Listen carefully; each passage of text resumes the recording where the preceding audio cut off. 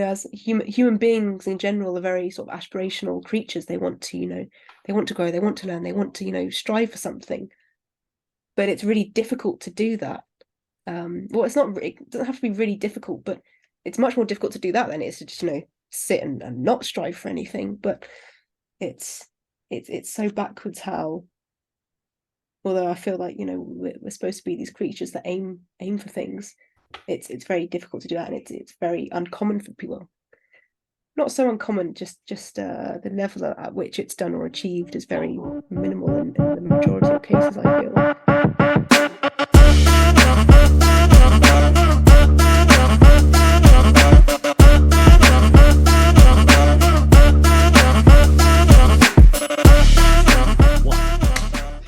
Ladies and gentlemen, welcome to another episode of The Way of El Marco. I am your host, Marco Antonio Alvarez, and today we have a very special guest, another Brit from across the pond for episode number 17. Ladies and gentlemen, please put your hands together for Charlie Macke. Thank you very much. Thank you. Appreciate it very much, Marco. Absolutely. Lady Charlie, it is a pleasure to have you on the show. Thank you. No, it's a pleasure to be here. Really, thank you. I very much didn't expect the invitation, so I was very delighted when I received it. Thank you. Oh, cool. Oh, very cool. Very cool. I want to kick things off with a fun story on how we met. And instead of me telling it, I would like to hear your perspective on how it came across to you, if you don't mind. No, for sure. Because it started from my post, didn't it, on Facebook? It was, I don't even know when it was. It was the World Cup for football. It was last summer, I think. Last summer, gosh. Yeah, last summer World Cup. And I'm not a big football fan at all. The World Cup, I'll watch occasionally here and there, especially when England's playing, but other than that, I don't really get too involved in it. But I put a post out to see what other people are thinking about it, and Marco replied here. I should get it up actually to sort of see if I can find it. But he basically placed a wager on as to who was going to win. But it was match by match. It wasn't the overall thing at this point. And it was England. Who was it? England versus... It was England versus USA. Oh, okay. Yeah, of course, that makes sense. Yeah, so England versus USA. That's where it started, yeah. He said about making a wager. And a side note to this is I'm a big fan of esports. And a big rivalry is EU and USA. So as soon as he said that, I was like, oh, that kind of ticks the nerves there for me. Like, oh yeah, wanting to beat USA there. I was like, yes, I'll definitely take this bet. It definitely sounds like a fun, even rooted into there a bit more. So we did a bit. What was it? It was just it was just $1. $1. My dollar to your pound. Yes. yeah, dollar to the pound, and England won, of course, obviously. So but yeah, and that's sort of like how it started. And then they played, I think it was Italy next time, wasn't it? Or... They kept going, and I kept betting with you. I was like, okay, well, let's keep going. Let's go double or nothing. Because I was like, at some point they got to get stopped, and I'm going to get my money back. So because I'm not a fan of making bets that I can't either guarantee I'm going to win or have really strong feeling about. But it was really fun, so it got to a point where it was getting quite later on into the World Cup, and I was kind of like, okay, England started to struggle around this period. I was kind of a bit worried. I was like, I still want to kind of do it and continue and obviously support them, but I was being a bit realistic here. I'm like, how much further can they actually go? So, but again, I don't know much about football, so I couldn't look at it and be like, okay, I really don't think they're going to do this, or are they looking really good right now? So it was just pure sort of for the fun of it. But yeah, it was a good. I think they went two more. I think they did two more matches. I think they it was the second or the third or something. It was the loss. They lost their third one because at that point I think I already owed you $4. And by the way, I was ready to send you that money because I was going to keep my word. Oh, bless you. I was going to be like, bet's a bet. PayPal. I'll even send you individual American dollars in a letter. Oh my goodness! Oh, that would have been really cool. Heck yeah, that would have been definitely. Oh no, but it was really good fun, and it was definitely the sort of the most I've ever got out of football in that sense as well, to be fair, and the most involved I feel I've ever been, especially in the World Cup. So it was really nice. I definitely appreciate you for that, because it gave it a bit more excitement for me. So yeah, no, it was definitely good. It was good fun. Yeah, it was. And thank you for playing along. That was excuse me. That was very gracious of you. I'm really curious, like when we were, excuse me. Yeah, get that water in. Water's important. I was having a sandwich earlier before we met, and a damn piece of bread like got loose, and so it's like now hanging out right there. So it's like, As it does. as it does. Space. It's so annoying, and of course it's right before showtime, right? And it's just like, Yeah. oh yeah, cool, it's gonna happen. So Just hoping it'll stay there and not make any. yeah, I'm just like, niggling just hang out right there, buddy. Just, it's not, we'll we'll take care of it later. So before we started recording the episode, you were telling me that you have grown up in a small village in England. And so like, Yeah. and like I was explaining to you, that I'm just extremely fascinated by British culture ever since I was a kid. Right. Mm. One of these days I'm going to go over there and break into a castle just to spend the night. Maybe some nights will wake me There's up. plenty of nice places around here. Yeah. Yeah. And so And it's very common that there's a lot that sort of, especially either castles or large manors and stuff, they'll open them to the public just to help keep them like renovated and running and stuff. So there's a lot of nice places to actually go and visit. There's actually one a couple of minutes down the road in a place called Rousham. Rousham's actually a hamlet, so it's really, really small, but it's got this really beautiful manor with really nice gardens that they open to the public and stuff. I don't think anybody lives there anymore, but they open it for that reason, and they've always got those cows with really long horns. mm-hmm. So it's always really nice to see. It's a really nice, quaint place out the way. But yeah, there are some fantastic places, castles and manors all around to sort of see and experience, which is really nice. So what was it like for you growing up in your village, and like where are you in relation to, I guess, London on the map? So this village is just outside of Oxford, which is like an hour away or so from London. Technically in the southeast, although we're very much like in the middle, where it feels like middle south, sorry. So yeah, a small village outside Oxford. I think there must be around 20,000, between 20 and 30,000 people, 25,000 maybe. We've had some new developments recently, so that's added people, but before that it was probably 15 to 20,000 people, which for that size, I mean, I don't know how you I don't know what the sizes of villages and stuff around are, but it was really nice to grow up here because it's full of countryside. Like you walk for 2 minutes and then you're like in the field in the middle of whatever. So the views are really nice. It's in a valley, so Tackley itself, you've always got to go up a hill to get out of it, which isn't a problem unless you want to cycle anywhere. It's the first thing you've got to do is go up a blinking hill. So but it's a lovely place, and everyone here is ridiculously friendly. It's the kind of place that as you're walking down the street, if you see someone, you say hello to one another, even if you don't know them, and whatever. It's a really nice atmosphere. It feels like Tackley itself is home rather than like your house in it, if that makes sense. I don't know if that's because I've been here for so long, but actually that's one thing. Have you ever watched Hot Fuzz? Oh God, a long time ago. Yes. Tackley is very much comparable to Hot Fuzz. Oh, because that's hilarious. the way it is in the community and stuff. Yeah, and a lot of people notice, and people tend to move here and literally don't leave. Like once you're here kind of thing. And I moved out a couple of times. One with family.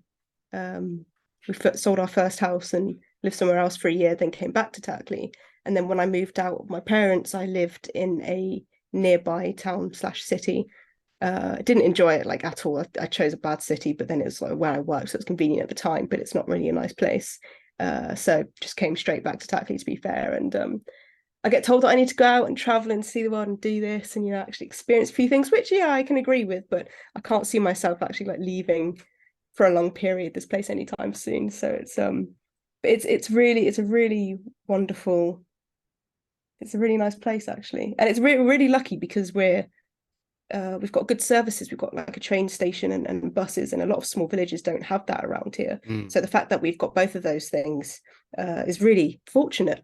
really nice to be connected to that. And we're really smack bang in the middle of, you've got Oxford one way and then another town city, another, like we're in the middle of like a good connection of things. There's only services to a couple of them, but either way, the location wise is really good. So it's a really lovely place, and I feel really fortunate to actually be able to live here, because I think there'll be a lot of people that would want to have that the piece of it all as well. And yeah, so it's a really wonderful place to be. I hope to stay here for a long time. The way you described your area reminds me of where I'm originally from. I'm not originally from the Sacramento area like we were talking about earlier. I'm more towards the coast of California. It's a place called Sonoma County, and it's they call it wine country, right? Wine country. Wine country, yeah. And it's right. the beginning area of the what they call the Redwood Empire, where there's just a swath of just land that all the redwoods grew, for thousands upon thousands of years. And so just that feeling that I was getting from you when you were describing your area was something similar that I have when I go back home to visit. Oh, nice. Yeah. Just this very idyllic locale where you're just so close to the country. Now, you did say one word that I've never heard before, and you said Blinken Hill, right? And so is that like is that slang for like using the F word? I mean, you can cuss on this podcast. Well, like bloody, it's like bloody. Blinken, okay, so it's like Blinken like a downgraded version of bloody, and it's like bloody more intense than Blinken. I'd say. Well, I don't even know if Blinken's actually a real word, but it's sort of like what I say instead of kind of thing. Because I don't swear too often, but my brother and father, who I live with, they swear so much all the time. Their language is atrocious, so I try and at least monitor mine. It's quite amusing, but no, it's just I don't know if it's a real word actually. I mean, possibly, because it's kind of close to bloody, but yeah, I guess it's the non-swearing version or the PG version of bloody. Well, I'm gonna start using it. I have a 5-year-old son, so I'm like, man, if I get him to say Blinken over some stuff, it's gonna be great. Yeah, that'd be brilliant. Yeah, it's gonna be cool. So let's see. So I was checking out your Facebook profile, right, before the show, and something that I have noticed about you is that you do Forex trading, right? Yes. So can you briefly explain what that is exactly? Sure. So Forex trading is trading of currencies. So Forex stands for foreign exchange. And it's where you compare two currencies to one another. So for example, you can have the pound and the US dollar.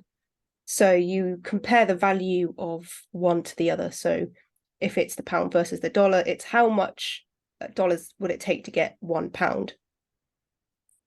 So how do you actually trade that? Well, price moves all the time. Like it's never like one, even if it moves a little bit, it moves all the time. And it's measured in points in percentage or a pip. And it's called that because you can't measure it against a currency, right? You can't say the value of it is a certain amount of pounds or anything, because obviously that'd be different for you. So it's just a standardized way of measuring the movement. So it's measured in how much it moves up by in percentages rather than a currency. So you trade whether you think the value is going to go up or down. It's very similar to stocks in that sense.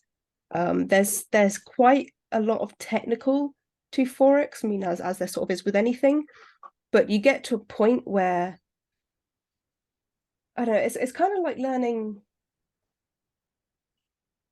like you have a car and you have the different parts of a car, and once you've learned it, you kind of like know it, and you don't really need to worry about it as long as your car drives, and that's sort of like fine, right? It's very similar to trading. Like you've got all these terminologies and such, but once you sort of learn that, it's not something you really pay attention to. You focus on the market itself. So, but how do you actually trade Forex? Well, first, there's a lot of ways to trade it. There's a lot of different strategies, a lot of different ways that say how you should or shouldn't do it.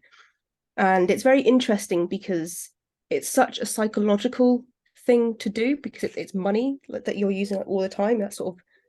What do you mean psychological? That sounds extremely fascinating. Yeah. So trading itself is a skill. So when you learn a strategy which tells you sort of what to look out for in the market, how to know when to buy or when to sell, and then you build sort of like a plan around that. But because when you trade, you're either gaining money or losing money, and that's sort of like all there is to it. The trading itself, right, is you place a trade and you either get money or you lose money. And because of that, it's not something that we're used to in that regard. And it has a very psychological effect because there's a lot of emotions involved. You know, you're going to place a trade and you're like, oh, am I going to lose money? Am I not going to, am I going to make money, you know, or how much am I going to make, kind of thing. So especially starting out, because it's something that you're aware of because people tell you, but unless you actually experience it, it's very hard to understand.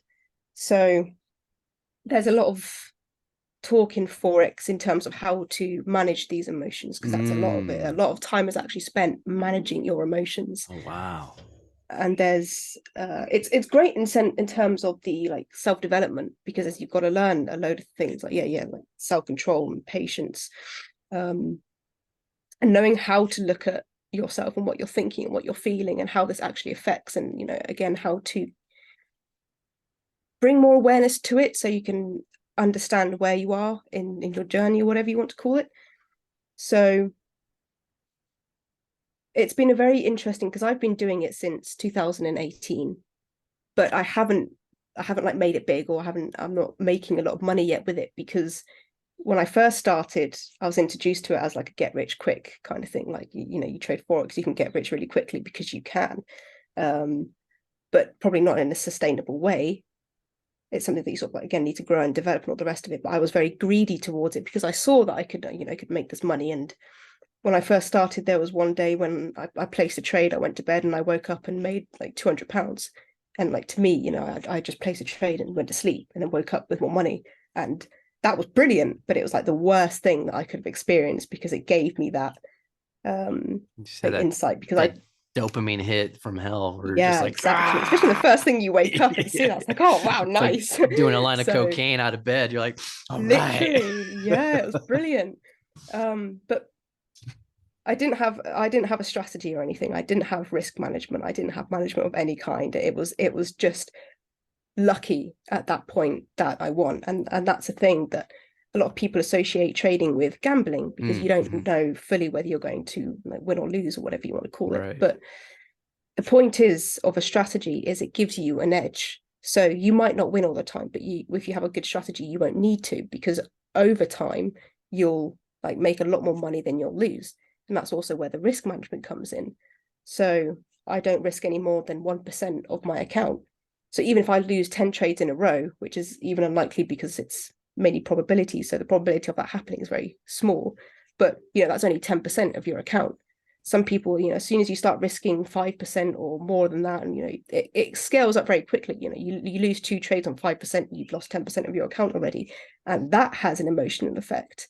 So there's a lot of things that you sort of realize are there to, yes, protect your capital, but also to protect your mental as well. Because it's not trading's usually, you're always going to lose money in Forex, not like overall, but there's always going to be trades that you lose, because at the end of the day, it's probabilities. So you can say that there's a higher chance of it going up or down, but at the end of the day, you don't know for absolute certain. So there's been a lot of, I had to sort of break down a lot of habits. I had to sort of rebuild. And I think that, if anything, took longer because I went like so far downhill in just general. Although I had my risk management back then of like 1%, sometimes I'd be like, oh, but it's going to be a good trade. So I risked a lot, way over leveraged. So to like unlearn all of those habits, you know, get rid of the greed and really know what it is to be patient and actually follow a process through to do it properly, to then get the results is it's like the only way you can do it, but it feels you've got to have the patience to actually sit through it and do the work and show up and be consistent with it, because there's a lot you've got to put in at the start, especially if you're learning it. You've got to put that time in to sort of gain that understanding. Once you've got that, you know, you'd spend a lot less time depending on how you trade. You can spend as little or as much time at the charts as you want, but to get to that point, you've got to put in the work first.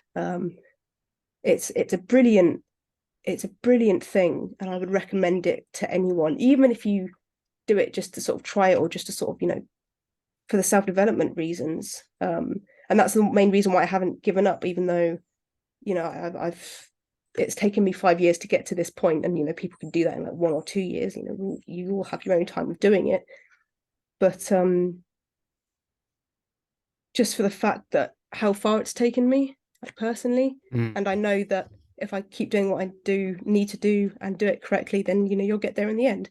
And that just is just so worth it, because you can make a lot of money from it, and it can be such a life-changing thing that it's worth sticking with and doing properly, because it's sustainable and it can be done over a long time. You're not there to make like a big bunch of money quick and that's it, that's what you've got kind of thing. It's supposed to be there for continuous. It's a skill, right? It's just like driving. Once you learn to drive, you can do it and you can have the rewards from that. So it's a very similar deal with that, Forex. And I'm glad I haven't sort of given up on it yet, but I'm still sort of like almost at that breakthrough moment, but almost there, not quite there yet.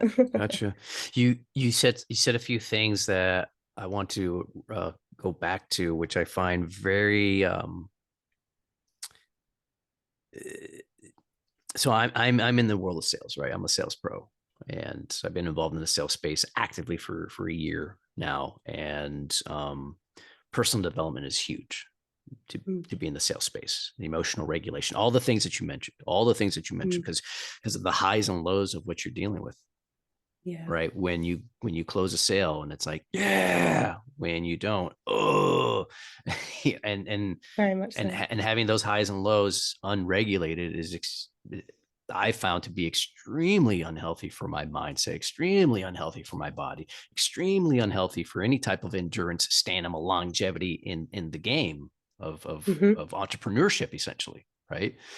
And so it's taken me quite a while to reframe certain things and to have practices and to develop practices to where now I feel like I'm very steady, and I'm not attaching so much of my emotional state to whether this client closes or not. And I'm curious as far as what sort of, because I've noticed, when you post that you go to the gym, you post that you journal, you put some really, life affirming content out there with certain things that you're saying.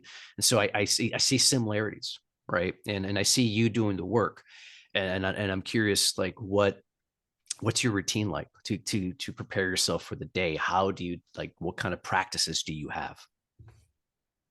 Yeah, so my routine is something that I feel I'm always working on in terms of getting the best one that I can, or especially for me in that time, because sometimes routines can change depending on what's going on in life at that moment. But at the moment, it's very like morning, very simple.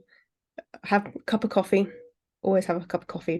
Been drinking that stuff for goodness knows how long. And then there's like a few things that are kind of like work related, and then some are like personal related. So make my bed every day. That's something that I've only done like religiously for the past 6 to 8 months, I want to say. And that's just the basis of, you've got that first win in the day, and it's the simplest thing. So even if the whole world, going crazy, you can make your bed. That's a very easy standard thing to do. So something to anchor onto that. And then I have my forecast for Forex, which is where I look at the market and see what I'm seeing, and either say what I need to see a trade, or just what kind of phase the market's in, to sort of set myself up so I know for that day what I need to see to place a trade, or what I expect the market to do for that day. So I know whether to be more alert, to be checking the charts more often, or just to be, ready for if there's any opportunities that present itself. Because the style that I trade, there can be weeks between a trade, but it doesn't mean that I can't do either the forecast or check the charts as regularly as I should, kind of thing, because I check them every hour. So even if I don't take a trade for like 2 or 3 weeks, it doesn't mean that I can drop that. I've still got to actually be there, because an opportunity can present at any time.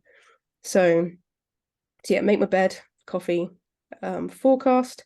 And then have you heard of a guy called Darren Hardy?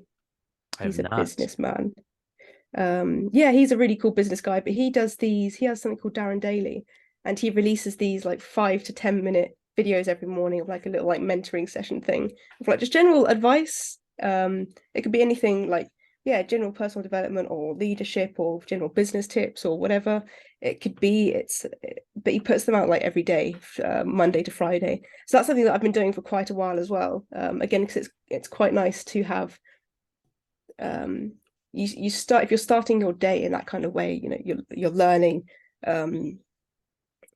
picking up either new skills or just general knowledge that can help you and how to apply it. I think that's a really good way to actually start the day and sort of gear your mind towards that focus or that vision. So there's that. And then, yeah, journaling. So journaling, I have sort of two ways of doing. The first main, every morning, I'll just handwrite my thoughts and feelings. And I do that for one reason of being aware of my current state. Again, thoughts and feelings, like what I'm actually thinking, what I'm actually feeling. Because if you're feeling either slightly off, or even if you're feeling good, when you write it out, you can figure out why. But why do you need to know why? If you're feeling bad and you know why, you can sort of know how to approach it, or at least bring awareness to the situation, because sometimes we can feel bad, but try to ignore it. Especially if it doesn't actually feel that bad, it's just a little niggly sensation or whatever it may be. It's very easy to just be like, well, okay, I'm just having an off day, I'm not feeling too great. But when you become aware of the problem, you manage to actually bring awareness to it before it gets any bigger. Or if it's a good thing, then it's something that you should be trying to do more of. If you realize that there's even a simple experience, like, I don't know, you saw a friend on the street and you said hello and that made you feel good. That can just seem like a really obvious, oh, it's a moment that happened, whatever.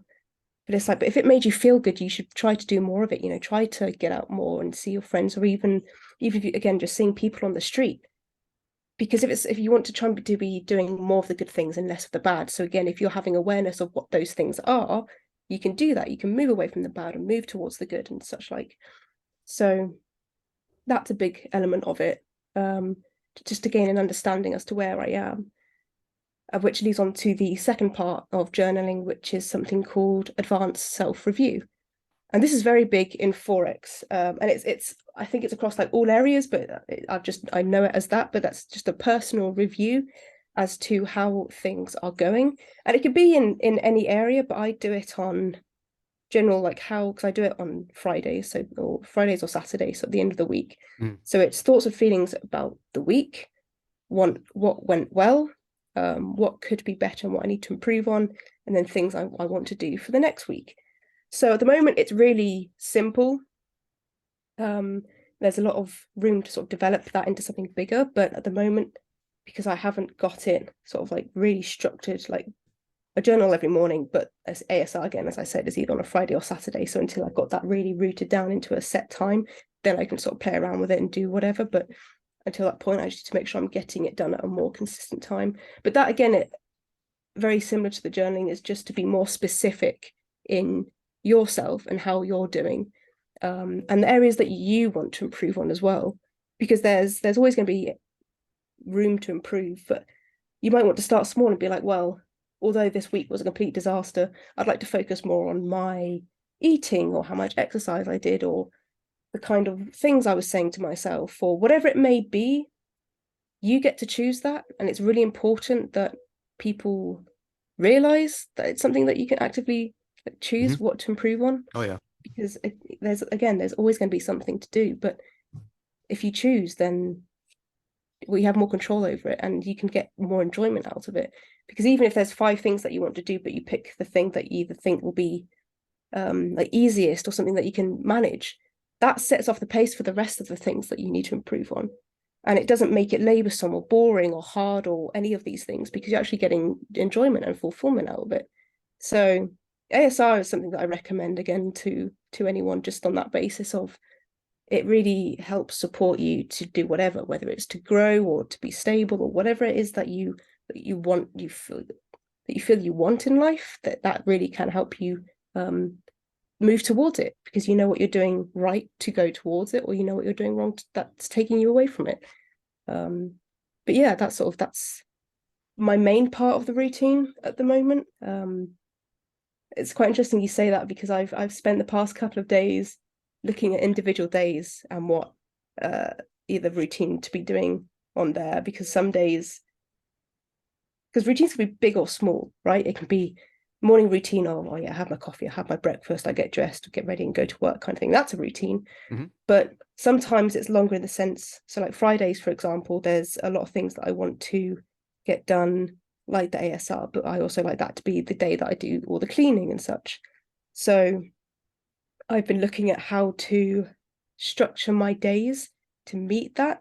So I look at it on calendar form, and I like lay out all the things that are solid in times that are always going to be at that time, kind of thing, like the time that you wake up, the time that Sure. you, like if I have any meetings or anything that are consistent, because then you can sort of work everything else around that. But I'm paying much more attention to my routines at the moment, because I really feel that they're a very solid foundation in terms of what everything else is built upon. If you're starting your day and having a routine that supports mental stimulation and growth and all the rest of it, and health, then that's how the day is going to pan out, because that's what you're already focused on. But if you don't it's very easy to lose track of either your routine or what you're doing. And I think if people who are finding a bit of not trouble, but what do you call it?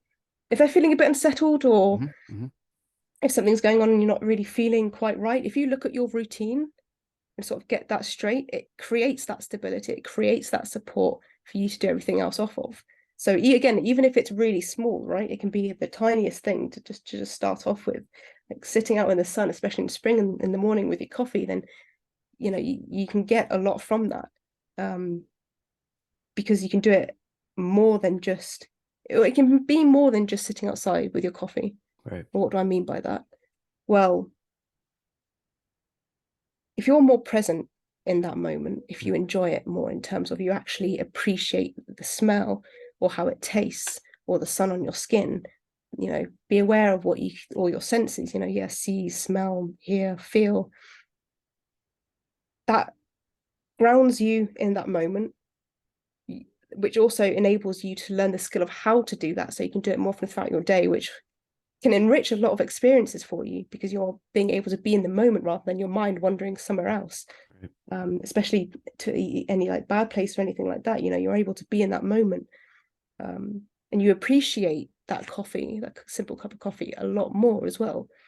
So there's a lot you can get from just doing these small little things, which is quite interesting. But that's something that I'm really focusing on at the moment to build on, because I'm big on how you can be really efficient with certain things. I mean, I'm not efficient at the moment, or like still sort of like figuring that out, but it's a very interesting topic, because you can do a lot, and I don't think half of us even realize, or can even begin to think of how efficient like you can be with your time and what you do.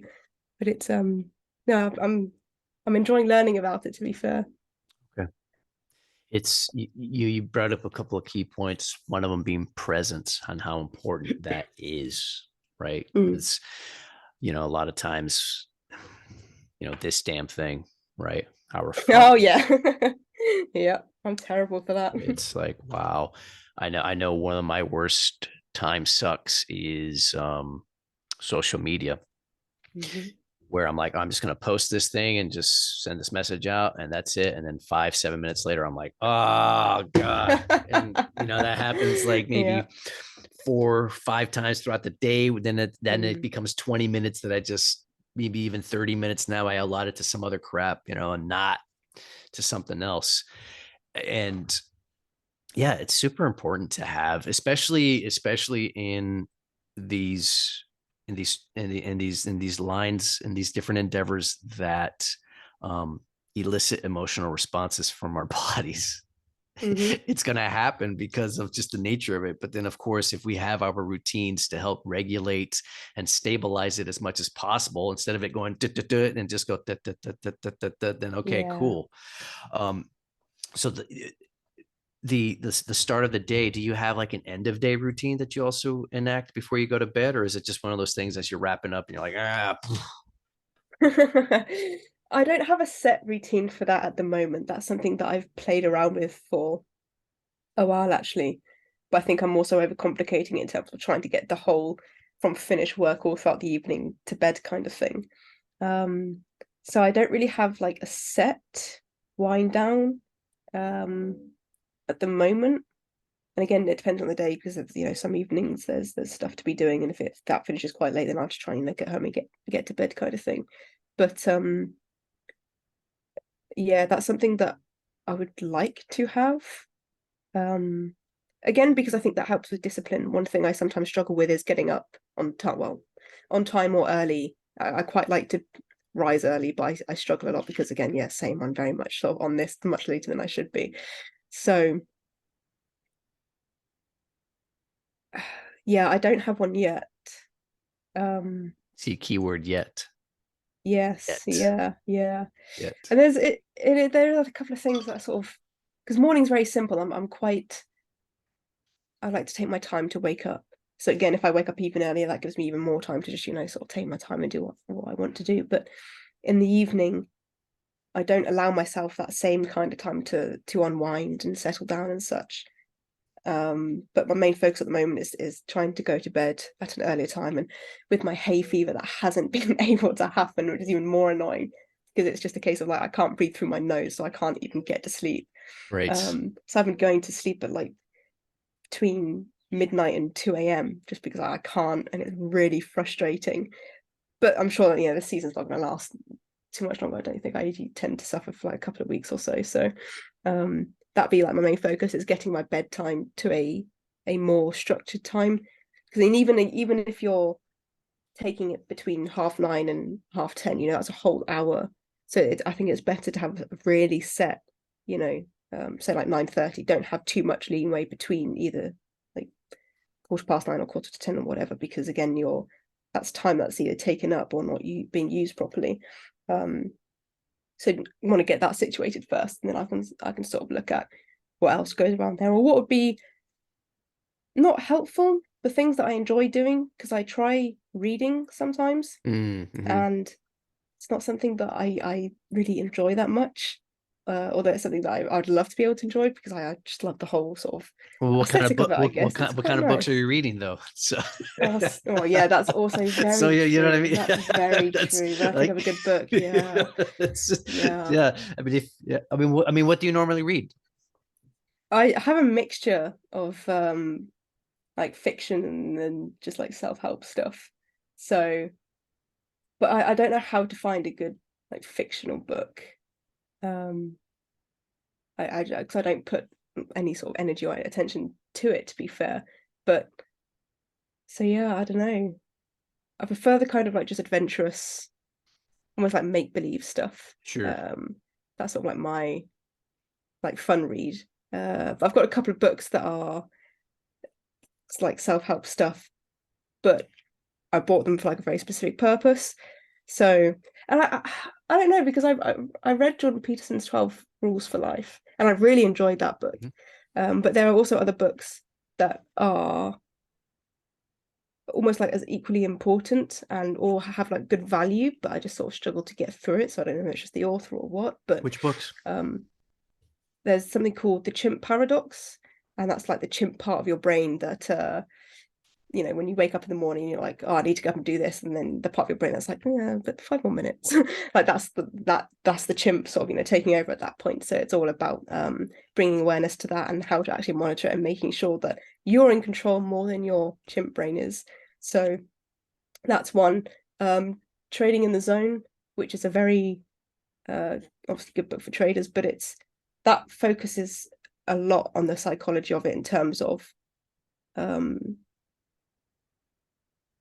how you should think towards a trade, like as you said, with sales and the emotions you get from that, the way you regulate it, and the fact that sometimes you're going to get a yes, sometimes you're going to get a no. Obviously you put yourself in the best position to get a yes, but on the cases that you get a no, like how you actually react to that and how you respond to that. So it focuses on that, but in the trading world, and I ended up having an audiobook of that instead of actually reading it. But yeah, those are the kind of books I haven't bought myself a fictional book for a very long time. So Yeah, that might be something that I need to look into. But I read books on the occult before I go to bed, esoteric oh knowledge. yeah. Yeah, I'm a big fan. I've had a ceremonial magic practice now for 3 years, and Oh wow. yeah, and my evening routine is very strict, and it has to be because of just the I have to talk with people all day with my profession, Mm, and so I have to be on point with my morning and evening routine, and part of that is yoga, reading right before I go to bed, and just under a red light, and the phone's in another room. The phone stays here, doesn't go in there, and it's about an hour before I go to bed, and I'm literally doing like a detox, if you will, because yeah, that's because really because cool. because we stare at screens all day long, right? Hmm. You're looking at your screens, I'm looking at mine, and then we look at the little screen right here. So it's like big screen, little screen. It's just like, Yeah. and sometimes like if I'm here and I'm like, I'm just gonna check the screen right here real quick. It's just like, Jesus, dude. Yeah, it's so bad. It's nuts. It's super crazy. And then I've got the window right there, so that's another screen, but that's a screen out Mm, to the window. And so I find just being able to have those moments, and of course, you mentioned something earlier, which I thought was really cool too. Even if it's a little bit of what you need to do for yourself, that counts more than if you weren't going to do it at all. If you were just going to leave it alone, and I find myself like 100%. when I'm like short on time, that I'm like, okay, at least, because my morning routine's insane. I'll do like an hour of virtual work, and then like about 40 minutes of training, and then making my food and all this other stuff. And if I'm really short on time, I'll be like, okay, I will just do a little bit of everything. Yeah. So then that way I still have that to go for. And as opposed to like, fuck it, I'm just not gonna do any of it. Yeah. And then I'm gonna feel like crap.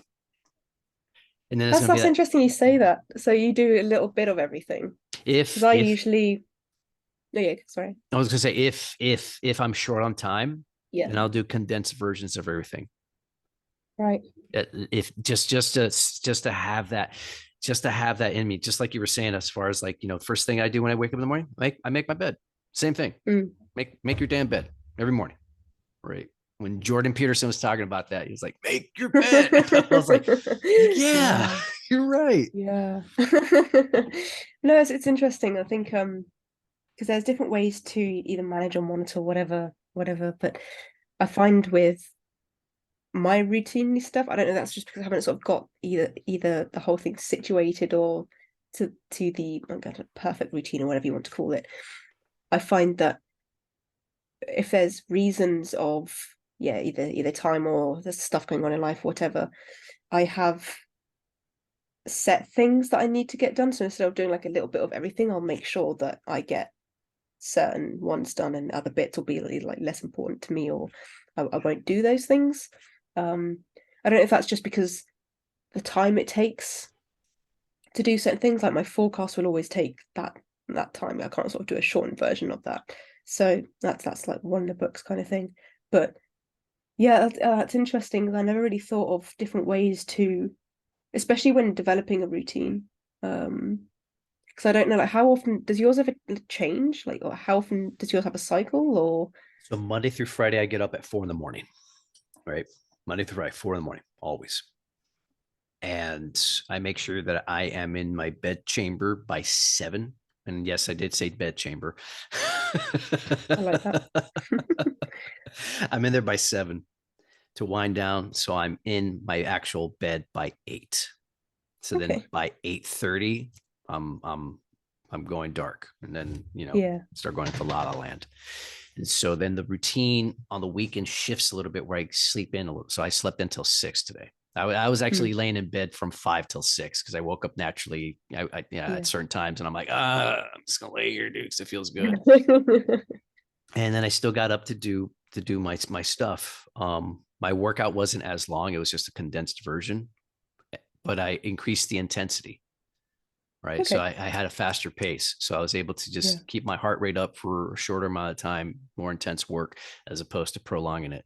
So I'm always playing with levels, Mm. depending on the day. Right. So Monday through Friday, it's all the same. On the weekends, I'm a little more lax, but I'm still doing what I need to do so I can feel great. So I can show up as, the best version of myself. And I'm also very regimented with my food intake as well, being very careful when I take my caffeine, at what point. I'm always going to eat first. I was doing my caffeine first before anything else, and that was just getting me way too high, and then I would crash, and then I'm just like, oh, Right. yeah. So, yeah, That's that. interesting. I find Yeah. my caffeine is, I don't know if it's just I've been doing like this way for so long. So I'll just have, I don't know how unhealthy this is, so don't shame me or anything, but I just have my cup of coffee for breakfast and like that's it till lunch usually. Or if depending, I've started actually going down the shop now and getting like a coffee and a croissant in the morning. But before I do that, I'll still have like my morning coffee. But I've like, it's weird because I've got an immunity to it now where coffee doesn't perk me up as such. But if I don't have my first cup in the morning, I'm like dead. I'm on a different level for the whole day. I wouldn't say dead. It's just I feel like my brain isn't kicked properly into gear. Well, of course, Just that like little bit. of course, we get conditioned to things so Yeah. fast. I mean, it's the whole ritual. Everything's a ritual, right? Mm, Everything we do is a ritual, right? And so now you have your coffee ritual, and so everything yeah. from the look of it, the smell, the warmth, the Mm. first Oh, the first the sip. first is Oh, always that's a kiss right. in the morning. Like as soon as we're done here, I'm gonna go get a latte, right? I've already had my food. I Yeah. When I take my coffee, I take L-theanine, which is an amino acid that Okay. helps subdue the jitters from the caffeine. Because Oh, interesting. if I take it straight, I'm like, Right. Yeah. I'm ready to be a drummer in a band, that kind of a thing. But then I take it with that, and it's just like, okay, cool. Now it gives me like this very Yeah. smooth high. But yeah, Yeah. did you know that we were like a good 45 minutes into our time? Oh my gosh. I Yeah, it know, does right? fly. Yeah. It's like boom. I Your wanna your yoga that you do. So do you do that every evening? I do, and the thing part of it too is that I'm 46. I've incurred a lot of injuries over my time through different things that I've Mm. done, right?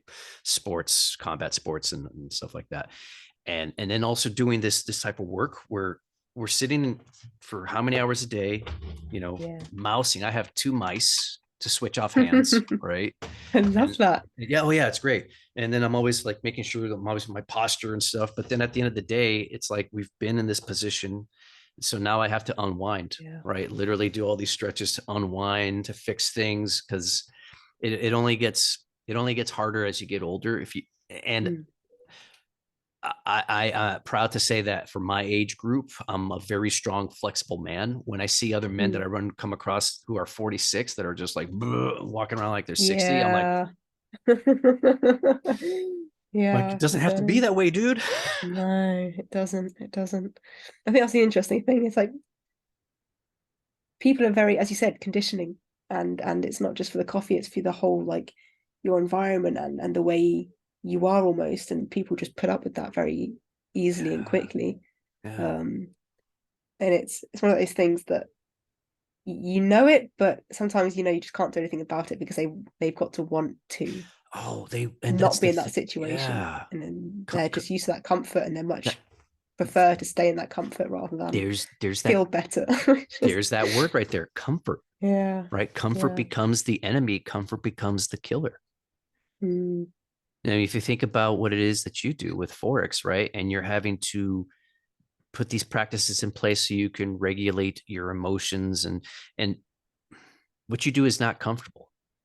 no, If you wanted to get a 9 to 5 at some local business and be comfortable that way, sure, but would you be happy? no, probably not. Right.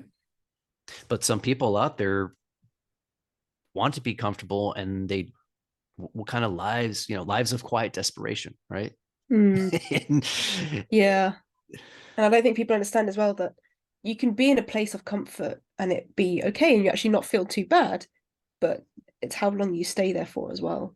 Because if the longer you stay there, then that feeling of comfort, that's when it also becomes a negative thing, and then that's when you see people, suddenly up and change things because it's got to that point where they can't do it anymore. But then they'll change their job to another 9 to 5, and then again, just go on to that, and it declines again. So it's very, but yeah, but that, again, conditioning, that's sort of the way that we are naturally, I think, which is really interesting because I find that a lot of our natural way of things is so working against us. Like for our, as human beings in general are very sort of aspirational creatures. They want to, they want to grow, they want to learn, they want to, strive for something.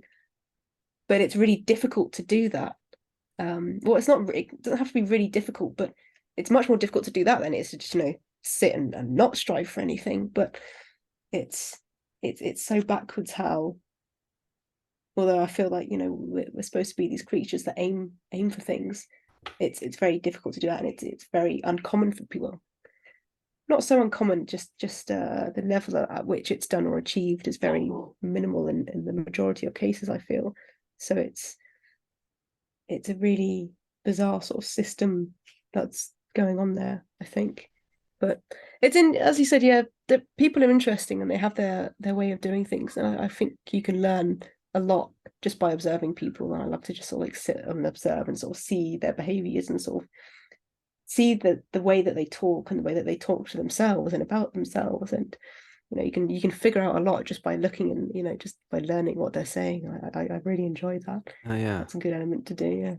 Yeah. people are fascinating, and the whole history of humanity is fascinating, Yeah, right? yeah, it is. And you think about certain individuals throughout history who decided to, well, let's just say, for example,